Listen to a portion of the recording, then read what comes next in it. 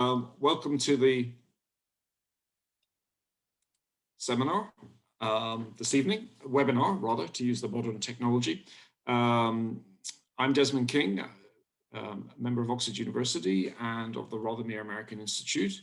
And we're going to have a discussion this evening talking about the Biden presidency for governing under the Biden presidency, broadly conceived.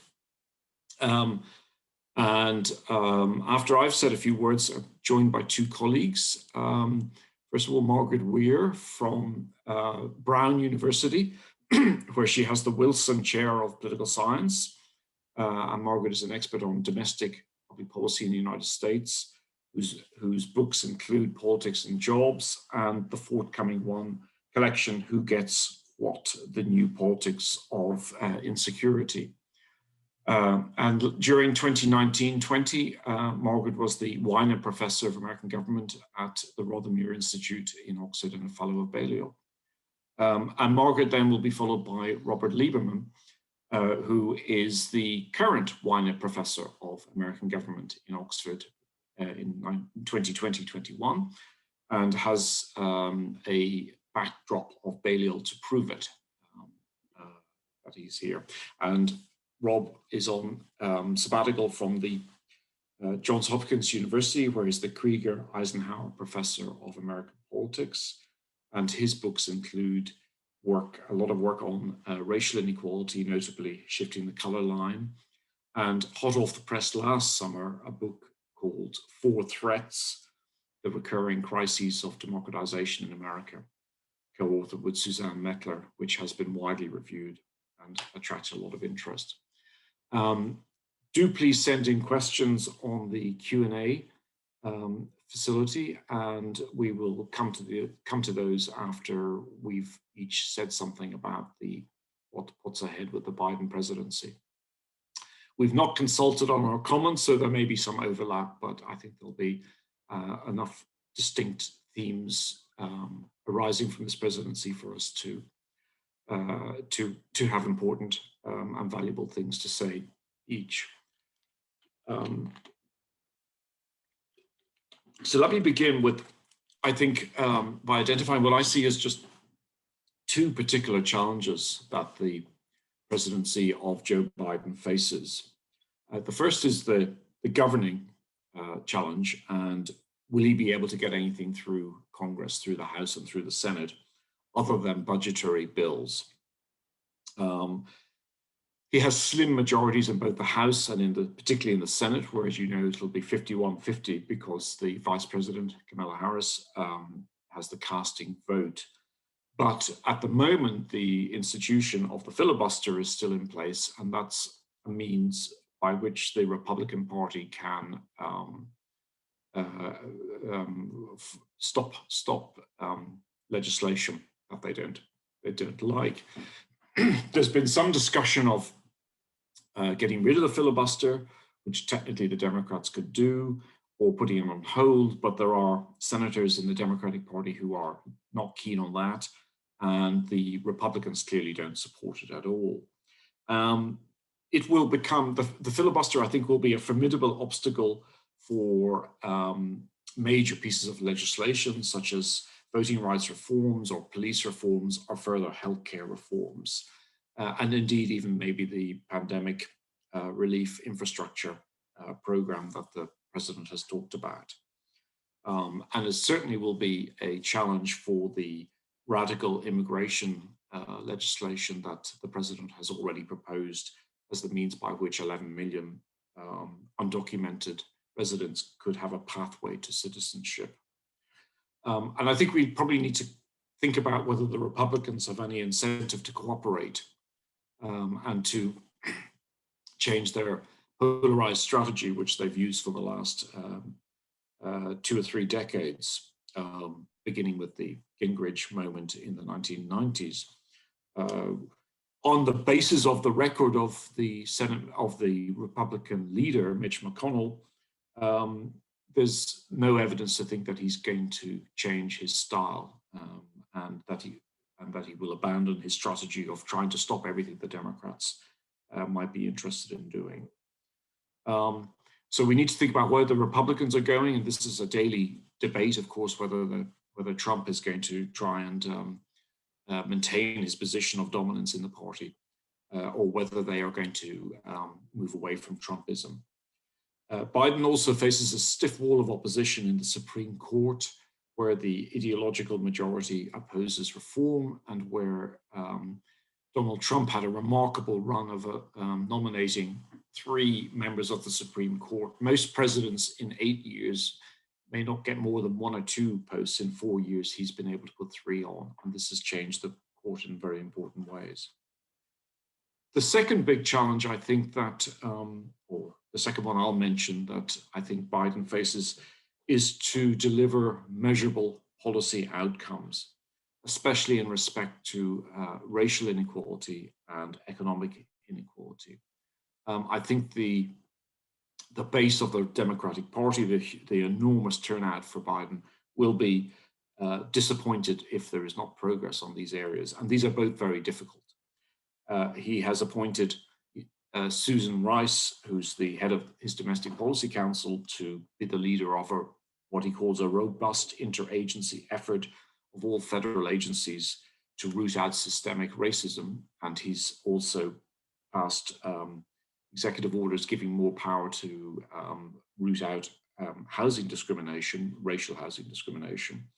But we've had these sorts of measures before, and they've not produced the level of equality and racial outcomes that certainly protesters involved in the Black Lives Matter would like to see. I think the COVID crisis has brought home, has underlined rather the scale of crisis facing African Americans and people of color, who will have high expectations for the Biden administration to deliver some positive outcomes. At the moment, people of color are up to twice as likely to catch COVID-19 compared to white people, and up to 3 times more likely to die, according to statistics from CDC. Far more businesses owned by Black, Hispanic, and Asian people than by whites have closed during lockdown. As the Princeton scholar Kiana Taylor wrote in a New York Times op-ed, the state is failing Black people, and there's a challenge there for Biden. On economic inequality, and I'll stop in a minute, the challenge is equally grand. The issue of high income inequality has been one on the agenda for the last 2 decades. And Biden had made it a particular aspect of his presidential campaign, and something that he wishes to address. At the moment, it looks like he wishes to get the Federal Reserve to do new things, particularly to address income inequality, which will be a big change for that institution. He wants to get through radical changes in Congress, which will focus on the way in which the recovery, the so-called recovery, is K-shaped. That is, those who are rich are doing even better, and those who are at the bottom end of the labor market are doing less well. The stock market has been good for those who already are invested in it. So at the moment, the challenge of economic inequality is really a very considerable one, but it's one on which his supporters will want to see measurable outcomes and measurable change. Those are just 2 of the possible sorts of challenges that we have. There are others, but let me turn now to Margaret for her comments, please. Great. Well, thank you. It's wonderful to be back at the RAI, if only virtually. So I'm going to be slightly more optimistic than the previous comments by Desmond King. I think the thing that has been surprising about Joe Biden is that he ran as an old-style mainstream Democrat, and now he is presenting himself as a transformational president, even as he talks about unity and proposing to bring America back together. he's already started governing more transformationally through his various executive orders and the rollout of his proposals throughout the first week of his presidency.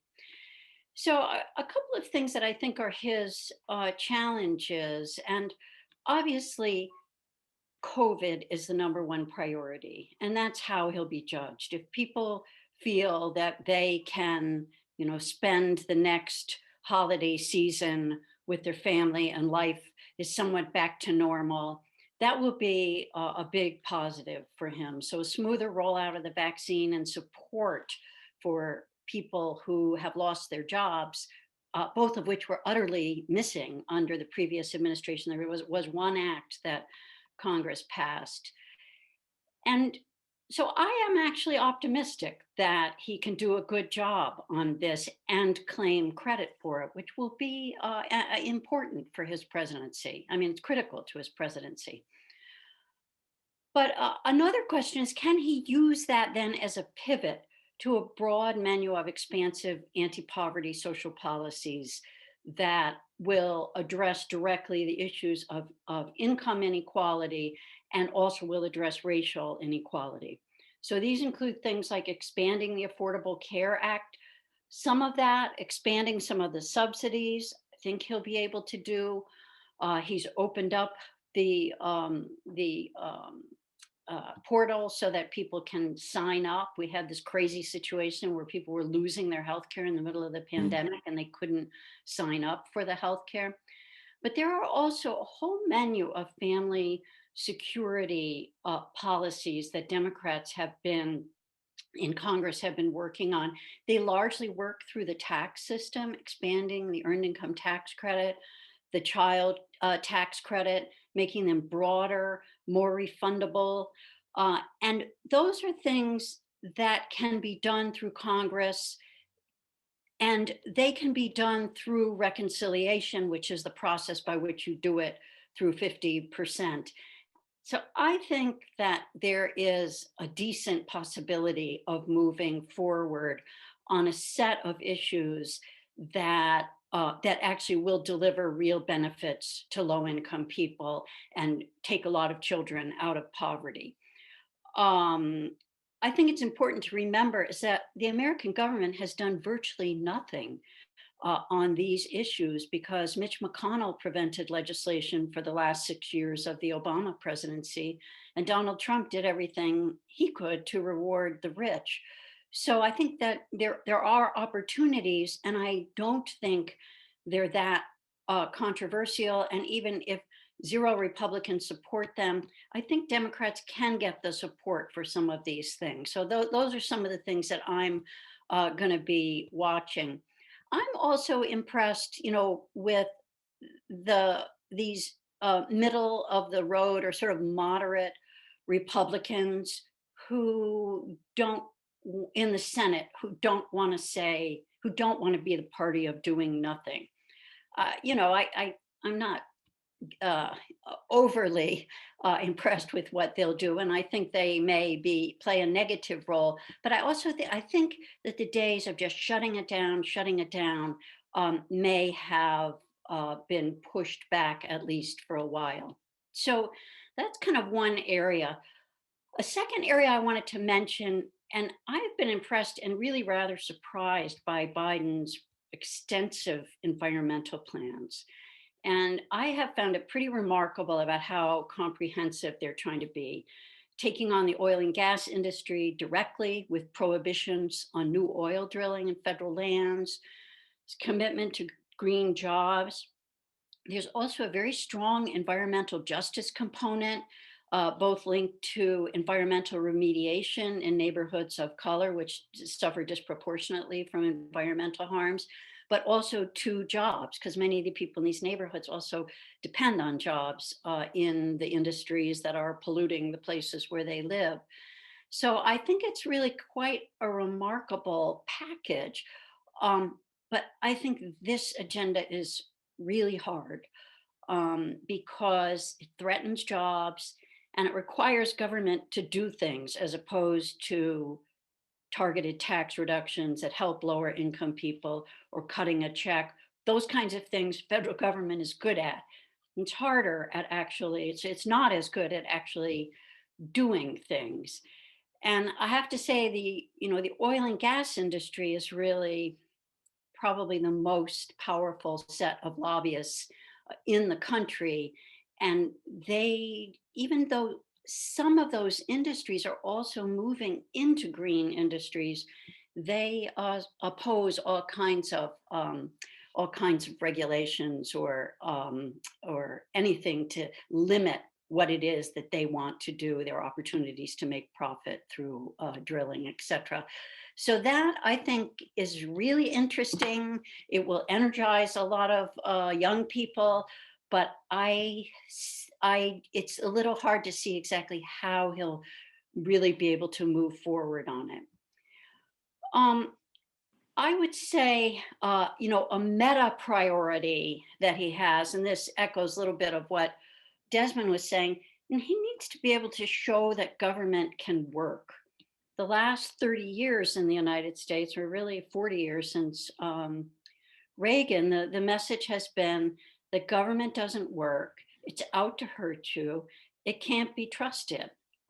And that message, in a way, is hard for Democrats because Republicans can just say, yeah, government doesn't work, we're going to cut everything. Democrats have to make a case that government can work. I think a successful rollout of the helping people through the pandemic and a rollout of the vaccine and then claiming credit for it will do a lot to at least begin the work that needs to be done. One of the big complaints during the Obama administration was that when they put through their stimulus plan to help the economy, it was very hard to see what government had done. It was sort of backfilling teacher salaries, backfilling state budgets. And I once talked to a mayor who said, there were no ribbons for me to cut. There was no opportunities for credit claiming. So they both need to have a successful rollout and to claim credit for it. And one last thing that I will mention as a huge challenge are the 2022 elections. And we know that the party in power typically loses seats during the first midterm election. And we know that Democrats don't have anything to spare in terms of their control of Congress. And we know that Republican-led Senates, including Republican-led states, including Georgia, where despite the unexpected victory of both Senate candidates, Republicans still control that state legislature and a governorship, and are already proposing new legislation aimed at vote suppression. So it's going to be an all hands on deck mobilization effort for Democrats. They can't just enact policy the way Obama did. They have to enact policy and mobilize at the same time if they have any hopes of retaining power in the 2022 elections. So I'll stop there. Thank you. Thank you very much, Margaret. That was terrific. It was really interesting. Robert? Well, thanks very much. I'm delighted to be here virtually. As you can see, as Des mentioned, my family room here in Baltimore looks remarkably like the Balliol front quad. But I'm hoping to be there in relatively short order. So to paraphrase the great American Congressman Mo Udall, everything has already been said, but not everyone has said it. So let me just expand on a couple of the points that Des and Margaret made, probably in a little bit more of a perhaps pessimistic Eeyore-ish register than Margaret just a minute ago.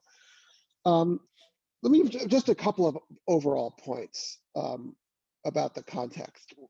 Biden takes office at a fairly perilous moment, I think, for American democracy.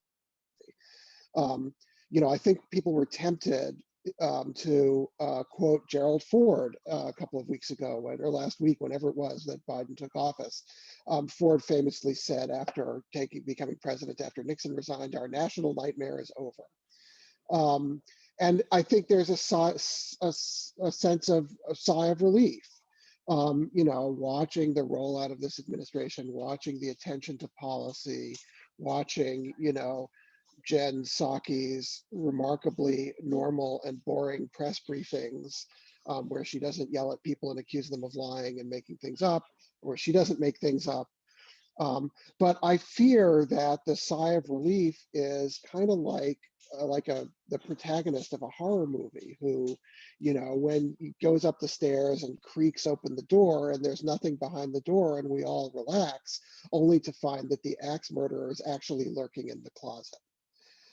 So I think I worry a little bit about this sort of premature belief that we're sort of back to normal, quote unquote, normal politics and policy making. The things that threaten democracy, the things that pose a real challenge are still there. They predated Trump. Trump didn't cause them. He made them worse, but they didn't go away just because Trump is out of office. Polarization, intense, sort of us versus them politics between the parties. White supremacy and the challenge of racial inequality that Des mentioned. Economic inequality and the challenges that again, both Des and Margaret talked about. And the combination of increased presidential power and growing congressional dysfunction. So I think the context is all of these ingredients that lead to the kind of challenges of governance and challenges of democratic governance that we saw really exposed in the Trump administration, but have been around for a while. All of those conditions are still there. And that's the context in which Biden is taking office and has to try to govern. I think a second contextual factor that we have to think about, and Margaret touched on this, is the state of the Republican Party. I think, yeah, there are these handful of senators who are trying to reclaim some sense of normal democratic opposition. But it's probably not too far fetched to argue that the Republican Party has become an anti-democratic, anti-system party. That's the core. The center of the Republican Party is now not committed to the sort of normal workings of democratic politics or governance. I mean, we see this repeatedly. We see this in the vote just the other day on whether even to have a trial in the impeachment. Whether that's a good idea politically for the Democrats is a separate question. But 45 out of 50 Republicans said, no, we shouldn't even have a trial. And I think that the question of what will happen to the Republican Party after Trump is a critical one, and that's going to shape a lot of Biden's opportunities. There's been a lot of commentary. Margaret and Des, I think, both talked a little bit about this, about the split between the Republican Party. Yeah, we can look at, Ben Sass, who does some kind of, television imitation of a grown-up, or Mitt Romney. But I'm still waiting for real evidence that the Republican Party is going to be anything but an obstructionist party that's still committed to trying to satisfy the core voters of the Trump coalition. I don't see yet a lot of evidence that suggests that they're willing to reject the sort of anti-democratic strains of Trumpism. Look at the knots they're tying themselves into over this woman from Georgia, Marjorie Taylor Greene, who is, the opportunity to keep the crazies locked up in the basement has passed, right? I mean, this woman is nuts, even by Trump era Republican Party standards, and that's saying something. As Margaret said, they're likely to gain seats in the 22 midterm elections for all the reasons that she said. This almost always happens to the out party in a midterm election, the party that doesn't control the presidency. So in 2 years' time, we could be facing a situation where Biden is trying to govern with not with one or very possibly both houses under Republican control, because as Des said, the Senate is evenly split now. And the Democratic majority in the House is very thin. Remember how the narrative, even about the 2020 election, changed very quickly in the immediate week or so after Election Day, even as Biden's victory was being confirmed. The underneath story of that election was, yeah, Biden won the election, but otherwise the Democrats didn't do very well. It was not certain yet that they were going to win the Senate. They lost seats in the House. They lost ground with some key constituencies. And that narrative changed a great deal when they won those 2 runoffs in Georgia, which brought the Senate to majority Democratic control with Harris's vote. But it's not, I don't think we should read the election as, even though Biden won the presidency by a wide popular margin and a decisive, clear electoral margin, even that was a very close election. The switch of, a few tens of thousands of votes in critical states would have tipped the Electoral College the other way. So, I don't see a lot of incentive for the Republicans to do anything other than what they did in the Obama administration, which is just obstruct. And I don't see a lot of evidence that they're moving toward a more compromising posture. And there are things, as both Des and Margaret pointed out, that the Democrats in the Senate can do to get around the filibuster, using those arcane budget reconciliation procedures that don't require a supermajority. But that leaves Biden with a problem, right? He has, as both of you mentioned, an extremely robust agenda. He's talked about 4 crises that he's facing that you guys mentioned: COVID, the economy, racial justice, and climate. Throw in issues like immigration and other things that he's trying to take on. He wants to do a lot, and I think Margaret is absolutely right that, the very chameleon-like Joe Biden has now managed to reinvent himself yet again as the sort of transformative progressive Democrat, because he sees where the votes are and he sees where the mainstream of the Democratic Party is, and that's very interesting.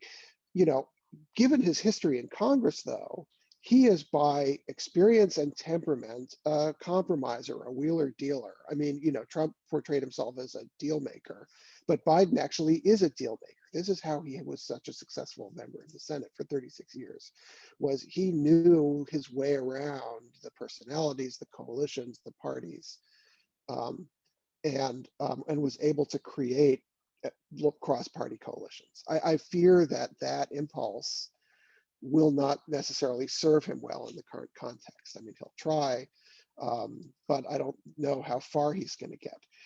That leaves him, trying to manipulate budget reconciliation to do some of these things that Margaret and Des talked about, but it also leaves him tempted to use executive action, and that's a temptation he has succumbed to dramatically in the last week and will continue to do, I think. Executive orders, right and left, or mostly left, I guess, on all manner of things to undo some of the harmful things that Trump did to the government.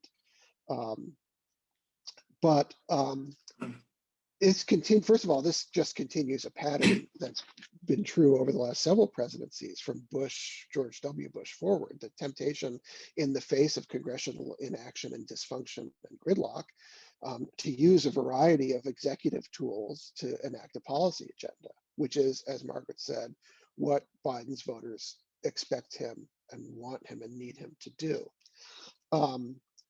This is sort of Biden's and the Democrats' dilemma now. do they try to govern, or and let me put this probably more starkly than I mean it, but do they try to govern, or do they try to repair some sense that democracy can function? That's a little bit more of a stark opposition than I really mean, but I think this is the dilemma that Biden has: the temptation to govern through executive action versus the attempt to sort of try and find a way, if such a thing were possible, to repair what old-time members of Congress would call the regular order of democratic governance that we've come to expect. I fear that those days of what we used to call regular order, of the sort of textbook functioning of the American separation of powers system, I fear that's gone the way of the dodo, at least for the time being.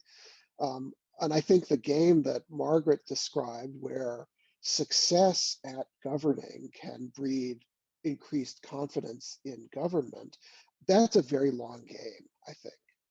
And the Biden window is 2 years, if that.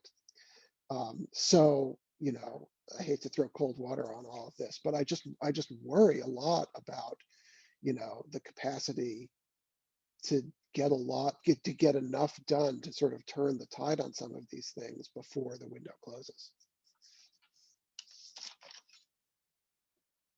Sorry, I'll mute myself. Thank you very much, Rob. That's very interesting. Okay, I've got a set of questions and coming in, which I want to take up, and picking up really on what you've both been saying. So two sorts of questions seem to me quite important. One is, are there really moderate Republicans willing, and are there enough, particularly in the Senate, to want to cooperate?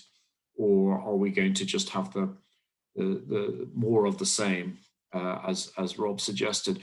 I mean, I think there's a danger of thinking this is like 4 years ago, and it's not. America's in a very different place, and I think that's one of the points in your first remarks, Rob, about the sort of the powerlessness of democracy is really quite important. But can we see any change in the Democrats and in the Republicans? And I think one of the problems for Biden is that he spent 36 years in the Senate, but he left it 13 years ago, and it's become a very different sort of institution. The Congress has become a really different institution where polarization is the norm. What about, so two questions really is, can you see any circumstances in which the Democrats would vote to get rid of the filibuster? Could they muster the strength? Because it could be done with a one-vote majority, as I understand it. I mean, it's entirely an invention of Congress, of the Senate. And are there divisions within the Republican Party, both not just in the Senate, but in the House as well, which are going to be consequential in the next 18 months? Margaret, do you think? On the first question of will they get rid of the filibuster, I do think that there's certainly a possibility they will, if the Republicans just do pure obstruction. Of course, it's two members, Manchin and Sinema, who from Arizona and West Virginia in the opposite order, who has said they won't get rid of they're dedicated to the filibuster. But a lot of pressure can be put on them, and the idea that the filibuster is there, I think, can push some things together. I think where there's the most possibility for getting stuff done is on things related or that can be connected to the COVID. Republicans know they will be vulnerable if all they did was block things that people needed to get better, to get out of this pandemic. So look, I basically agree with Rob, but I think it's important to try to think about where and how you could push things forward a little bit. So yeah, I don't think there's enough Republicans. It's only, when I saw in the comments, somebody said there were only 5 who thought, the impeachment trial should go on, 5 in the Senate. So, to me, the thing that I think about is what will happen. It's this question of what will happen to the Republican Party will Trump play a big, big role in what can happen in the Republican Party? Will that mean that a very far right person runs on the Republican ticket in Ohio? And will a more mainstream person be the Democratic Party? And will that change the dynamics of some of these elections? And here I think a little bit about the state of California, where the Republican Party became so extreme that it kind of put itself out of business. Now, California's demography is different than the rest of the country, but I think that a party that has kind of gone crazy, an anti-democratic party, anti-system party, as Rob says, some people like that, but Biden's challenge is to get people thinking about policy rather than their identity as hating the Democrat Party, as they call it. Yeah. So I'll stop there with those inconclusive remarks. Thank you. I mean, Rob, someone said, David Morgan had asked, what incentives could there be to Republicans in Congress to assist in aiding Biden's policies, which I think is the same question we're musing on. But do you have a... Yeah, no, I think Margaret put it well. I mean, the dilemma is do they want to be seen just as the party of obstruction, right? On the other hand, if they go along, and I think Margaret's probably right that the COVID crisis is where they're likely to find some common ground and where it's going to be hard for Republicans to resist the urge to cooperate. But and Margaret talked very rightly about credit claiming in her remarks. If the Republicans essentially help out Biden in assuaging this crisis somehow and making it possible for people to survive through it, who gets the credit for that, right?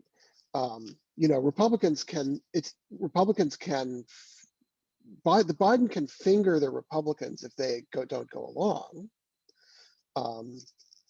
But not going along in the Obama administration served the Republicans well. They won a midterm. They won midterms. Obama was reelected, but they won the presidency after his second term expired. So, I think that's the delicate problem for the quote unquote normal Republicans. That's McConnell's challenge and McCarthy's challenge is, how much do you give in?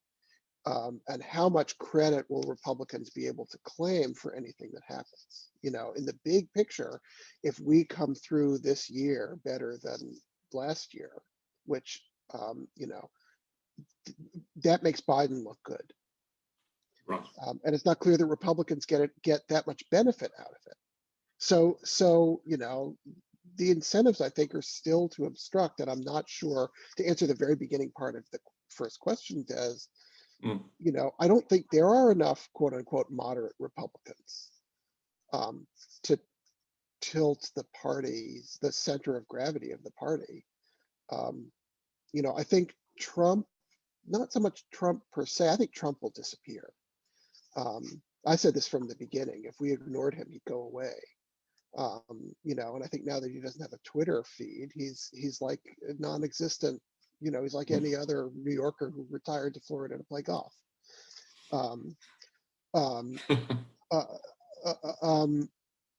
But the hold that his voters, his core dedicated fans have on the party is still pretty tight.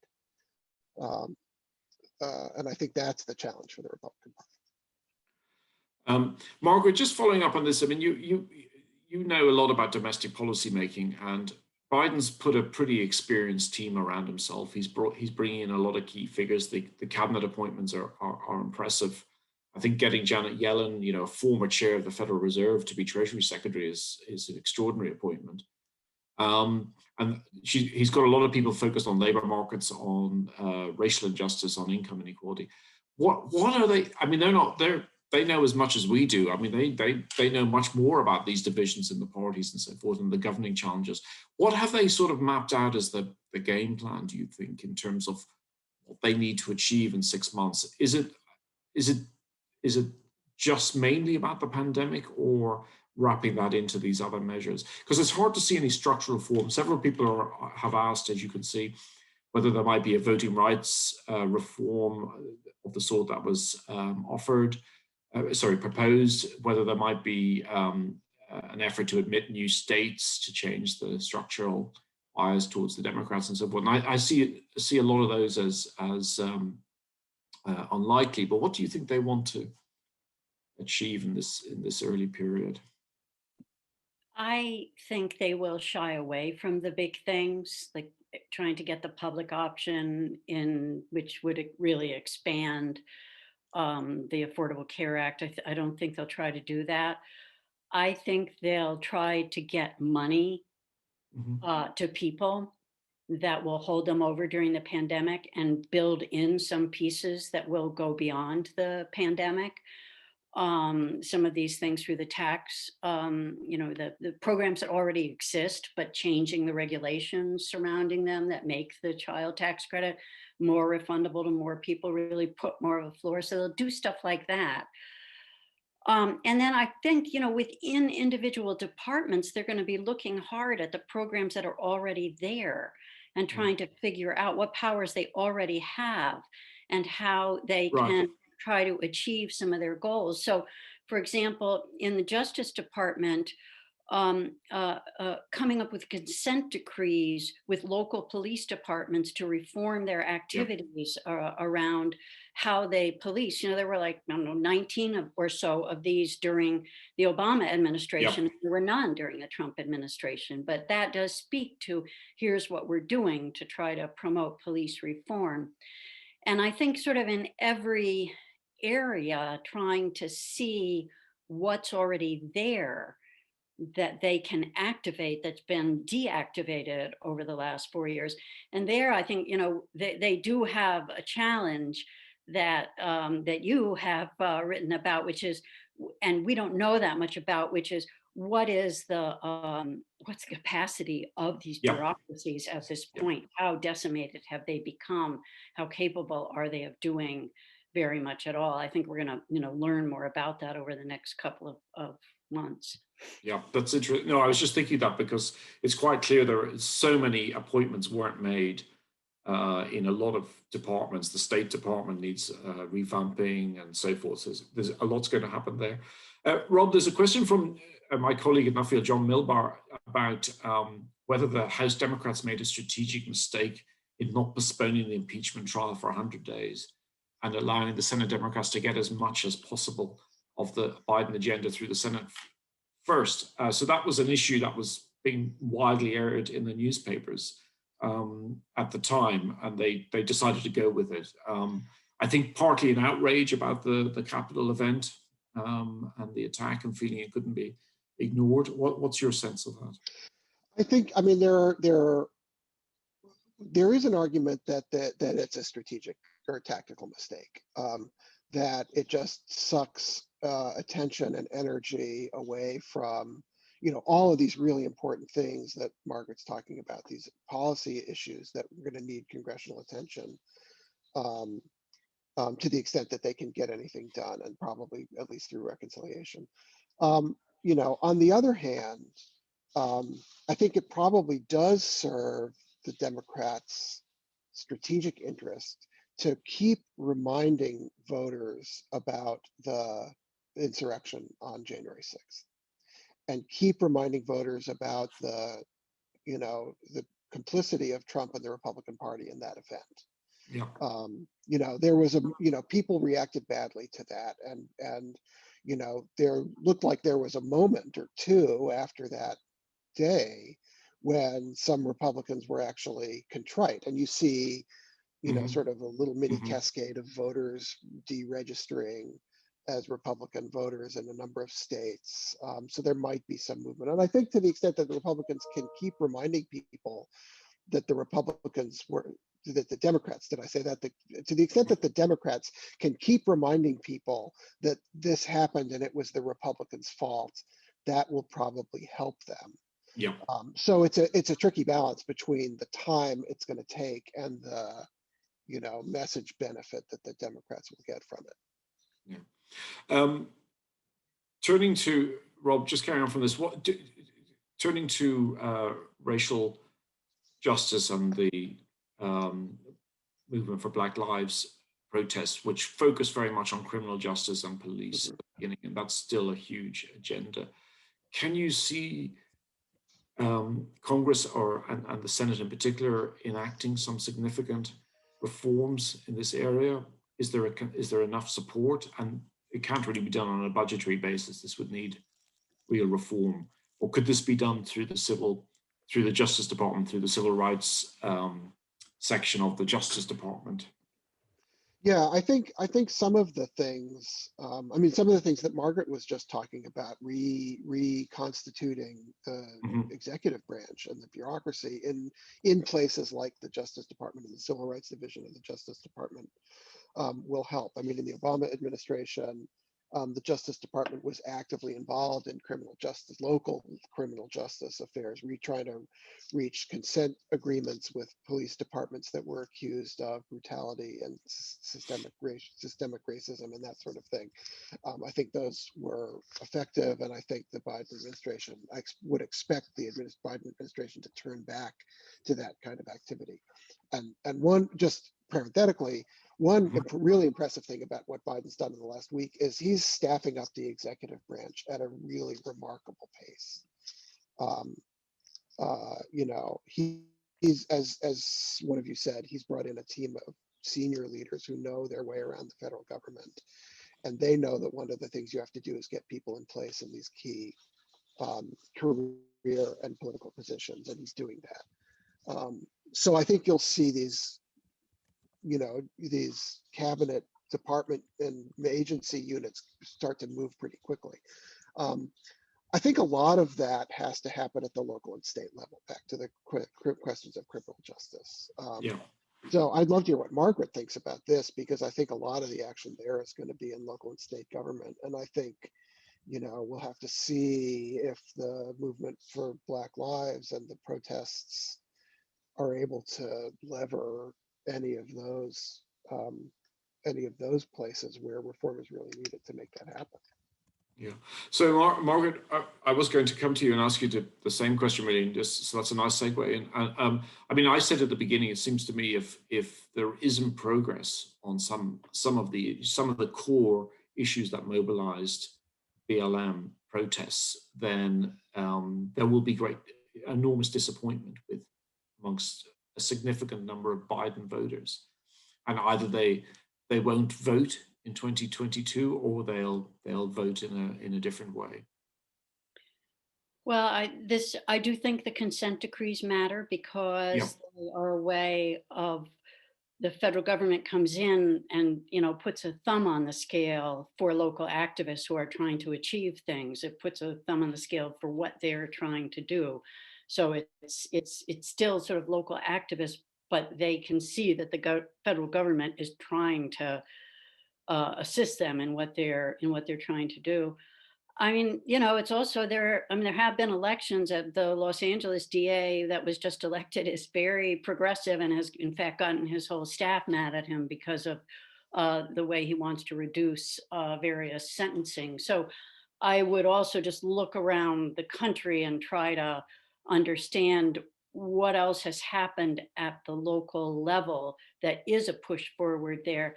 And then I guess, you know, to see what it is the federal government can do to assist some of the things that have occurred locally. I mean, one thing I saw in the chat, somebody asked, oh, is there anything of Trump you could keep?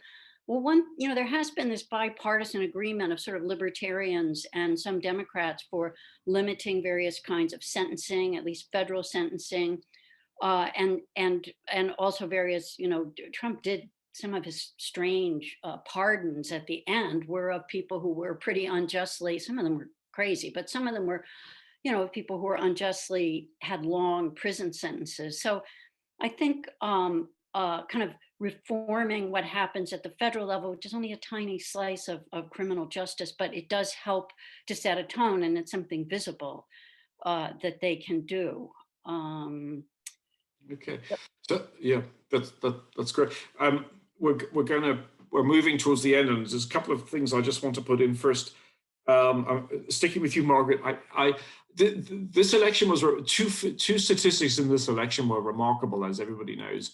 One is Trump, in winning 74 million votes, or whatever it was, 74.1 million votes, had the second highest vote turnout for any presidential candidate ever. And the person who beat him was Biden, who had, with his 81 million votes, the biggest turnout ever. So this is in some ways successful democracy. I mean, if we look at the runoff in Georgia, where they just made it, perhaps take a different view, but they did. But the two Democrats did succeed in winning. However, a lot of attention by political scientists, Margaret, was on the so-called Hispanic vote and the changes in that. What did you make of that? Did you think there was a significant change in some areas? And we know that aside from predictable changes, such as some of the votes in Florida, but in some of the other states, and how will this look in 2022? I think the Democratic Party has got to do a much better job of learning how to connect with Latino voters. Bernie had a very successful campaign, very good support among Latino voters, especially, with his economic agenda. They didn't know Biden. Biden was not that well known, especially among younger people. But the thing I would say is, there's a certain number of Latinos that are just conservative. A certain number on the border, people are totally surprised on the Texas border. But a lot of those people work in the oil and gas industry. Yeah. And the other thing is, Trump was such a transactional president. I think, those COVID checks with his signature on it, people were kind of ridiculing me, pulled them back to make sure his signature on it. All of those things matter and he was an incumbent president. So I would say that Democrats will probably be able to do better among Hispanic voters. It was just quite surprising given, Trump's rhetoric. But many Latino voters, Hispanic voters on the border, they consider themselves Tejanos. They've been there. The people that are coming across the border, they don't say they have anything in common with them. So it's a very diverse group. People think it's one group. It's an extremely diverse group, and Trump was smart enough to figure out how to attract them. So I think Democrats have got to do a lot more to figure this out, because they can continue to get 70% of that vote rather than 60 odd percent. Yeah. Rob, did you have any thoughts about I think that's right. The only thing I'd add is that I think the Democrats took a little bit for granted that opposition to the Trump administration immigration policy would carry them with a lot of Latino voters, and that obviously, for the reasons Margaret pointed out, didn't work. So I think they need to be a little bit more sensitive and proactive in the way they think about those voters in the next couple of elections. Good. Rob, staying with you, sort of final question is from a student in Oxford, Gabby. How should Biden address and vaccinate the sizable chunk of COVID deniers in the US? I mean, I don't know, how big is the COVID denier segment now? And how big is the? I don't know what the numbers are, but I know that for the time, I mean, in the short run, I don't think that's a real issue, because for the right now, demand is outpacing supply, right? The problem now is getting enough vaccine into the arms of people who want it and are eligible for it. We haven't yet hit the frontier of people who don't want it or don't believe in the virus. It's also the case, and again, I don't have specific numbers, but the confidence in the vaccine and the number of people who say they'll take the vaccine if it's offered to them is going up. So I suspect that problem will diminish. It won't go away. Vaccine, the sort of denialism around ordinary vaccines, the flu vaccine and the measles vaccine, is a problem in pockets in the United States.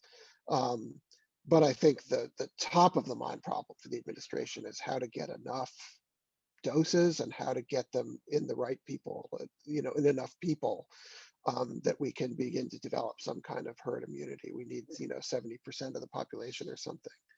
Yeah. One of the stories has been, the rollout has been so badly botched, and it's a sort of case study in American federalism, because it's mostly been left to the states, and there's incredible variation in how well or poorly the states are doing in getting these vaccines out to people. Oddly enough, the state that's doing the best is West Virginia, which is not usually what comes to mind when you think of good government at the state level. Yeah. So I think that's the problem now, is how to get it out to the people who want it. I mean, this question really goes, Margaret, to the point you were making about restoring trust in government, and the way in which the previous administration, the Trump administration, really didn't pay enough attention to its scientific advisor, its own advisors on this, Fauci and so forth. And that is going to be a big challenge, because I think changing administration and simply having a new, having a very well-respected medical scientist speaking isn't going to convince a lot of particularly the COVID deniers and so forth. One of the worst things that Trump did, well, it's hard, there's so many, but one of the worst things regarding COVID was to turn mask wearing into a political statement. I mean, Yes. a lot of times people, who likes to wear a mask, but so I think there's a long way to go to undo some of the views of people like the COVID people who don't want to get vaccinated. The one thing I would say, and it's a sort of a meta comment at the end, is the conspiracy theories that are running rampant in the United States, and the role of social media in pushing all these crazy ideas. And, that's a longer term problem that people like Joe Biden, who want to govern, get credit for their governing, and have a rational oriented public out there that they can connect with. It creates just a huge barrier in terms of rational thinking and people's susceptibility to kind of, crazy ideas. Yes. Yeah. No, I agree. Well, thank you both. Thanks to Margaret Weir from Brown University and Winant Professor during 2019-20, and to Robert Lieberman from Hopkins and Winant Professor this year, 2020-21. I gather in Joan Winant, who is obviously the person connected to the Winant position at the moment, is in the audience, and we'd like to thank her for her continuing generous support for the Rothermere and this position. It's extremely important to us. Maybe I'll finish on a light note. If you, just in the light of Margaret's last comments, if you haven't seen the Sarah Cooper meme of President Trump's recommendation about bleach, then I strongly recommend it. There's a bit of lightheartedness at one stage. But thank you again. Thank you very much to the audience and for the questions. We tried to get to as many of them as we could, but we'll be able to discuss these issues at future sessions on the future of American politics. Thank you all very much indeed.